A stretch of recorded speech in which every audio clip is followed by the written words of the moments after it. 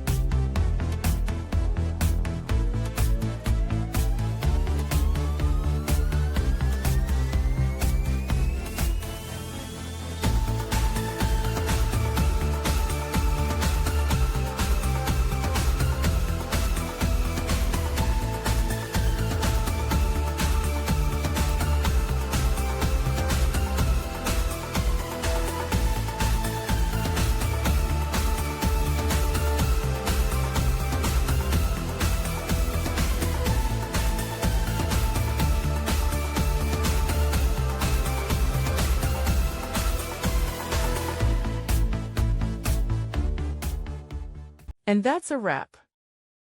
I hope you found the answer you were looking for. If you did, take a second to hit that subscribe button. It really helps out. And let me know in the comments which solution worked best for you. See you next time in the debug zone.